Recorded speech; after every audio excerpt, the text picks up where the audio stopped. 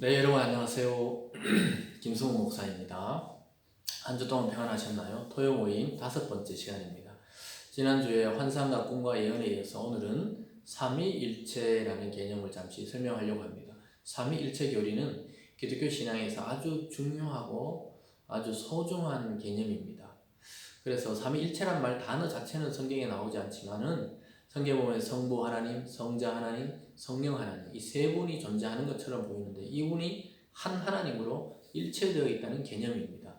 그러니까 속성과 본질과 능력에서는 한 하나님으로 똑같이 형성되어 있지만 각자 역할은 다르다. 위란 말은 자리입니다. 삼위. 각자 위치가 있다. 이렇게 말씀하는데요. 그러면 기독교의 하나님은 세 분인가? 그것이 아니고 한 하나님이라는 이 속성 안에 세 위격이 존재한다는 것이 바로 삼위일체 교리입니다. 쉽게 설명해 보겠습니다.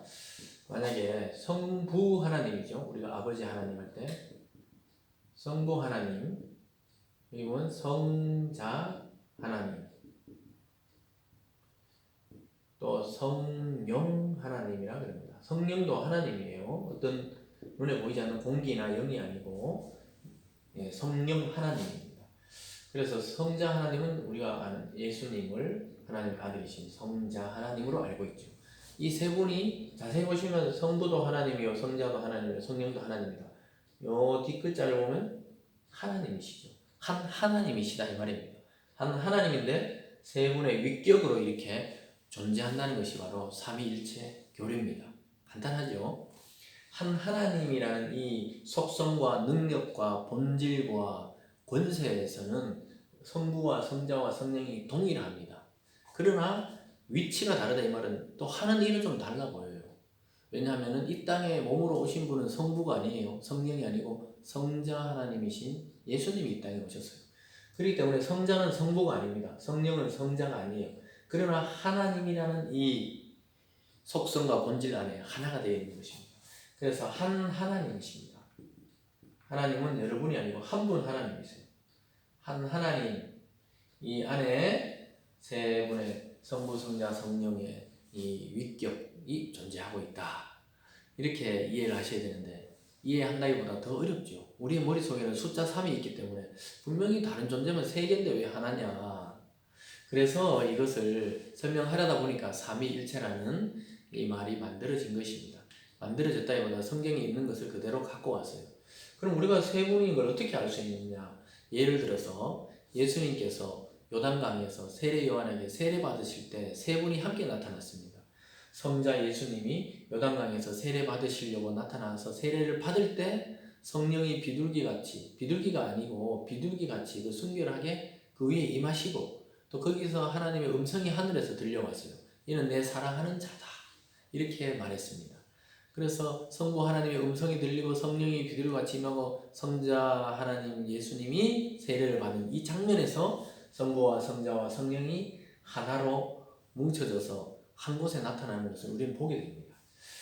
그래서 우리 이해로서는 그냥 딱딱 떨어져서 설명하면 좋은 것 같지만 실제로는 한 하나님이란 이 속성 안에 세 위격이 한 분, 두 분, 세 위격이 이렇게 존재하고 있다는 것입니다. 이것을 설명해 보려고 많은 사람들이 노력했습니다. 근데 이것을 너무 자세히 설명하다가 좀 다른 교리, 이단으로 빠지는 경우가 많았던 것입니다. 그래서 흔히 역할론으로 보는 분들도 있었어요. 한 하나님인데 구약에는 성부로 나타났다가 이 땅에 육신으로 왔을 땐 예수로 왔다가 또 부활하시고는 성령으로 왔다. 이렇게 한 하나님인데 모양만 바꿔왔다.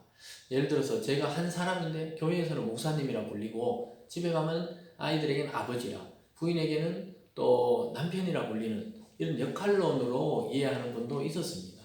굉장히 논리적인 것 같지만 실제 성경을 자세히 보면은 그 역할론이 아니라 같이 나타나는 장면들이 있기 때문에 역할론은 좀 무리가 있습니다. 또 어떤 분들은 뭐 시대마다 다르다. 구약은 성부 하나님이, 또 예수님이 있을 때는 성자 하나님, 또 지금은 성령 하나님이 통치한다, 주도한다 이렇게 볼 수 있는데요. 그것은 조금 우리가 다른 관점으로 보면은요, 주도하는 것처럼 보이는 것입니다. 구약에는 성부 하나님이 전면에 나서 있는 것처럼 보입니다. 근데 우리가 일렬로 세워놓으면은 앞에 있는 사람은 보이지만은 그 측면으로 돌아가 보면은 여러 사람이 10명이 서 있다든가 5명이 서 있는 것을 알게 되는 경우가 있습니다. 성경을 그냥 단면적으로 보면 하나님만 보이지만 구약에서는 자세히 보면은 하나님의 영이 창세기 1장 2절에 이미 등장하고, 또한 하나님의 사자, 사람처럼 나타나는 그 형상을 육신을 입기 전에 예수 그리스도로 보통 다 해석합니다. 그래서 이렇게 삼위 하나님이 일체가 되어서 늘 일하셨다는 것을 우리는 성경을 통해 알게 됩니다. 그래서 이 자세히 설명하려면 뭐 여러 가지를 들 수 있지만은 우리가 역할론이라든가 때로는 뭐 얼음이 됐다가 물이 됐다가 또 기체가 됐다, 이렇게 또 설명하는 경우도 있습니다. 이것도 우리의 보는 관점에서는 옳지 않은 설명으로 보고 있습니다. 또한 하나님은 태양의 이 핵심이고, 이 열은 예수고, 빛은 성령이다, 이렇게 설명하는 경우도 있어요. 이해하기는 좋지만 그것도 올바른 방법은 아닙니다. 그래서 삼위일체를 정확하게 설명하거나 정확하게 이해하기는 굉장히 사실 어렵습니다. 그러나 이 세 분이 무엇으로 연결되어 있냐? 사랑으로 일하는 속성으로 하나 되어 있다는 것은 분명합니다. 하나님이 늘 독자인 예수님을 아끼시고 사랑하시고, 또 예수님도 성부를 존중하고 사랑하셨고, 성령도 성자를 보호하시고 도우시고, 함께 이 세 분께서 한 하나님으로 속성이 연결되어 있다는 사실입니다. 오늘 설명을 듣고 더 어렵게 생각하실 수도 있겠습니다. 그러나 성경에서 분명히 나타나기 때문에 우리는 삼위일체론에 대해서 가르치고 설명할 수가 있는 것입니다. 그래서 성부, 성자, 성령은 한 하나님을 이렇게 하나님이라는 이 속성과 능력과 권세로 하나 되어 있다는 것을 조금 이해하시면서 성경을 보시면은 좀 이 보는 관점이 좀 넓어지고 달라질 것입니다.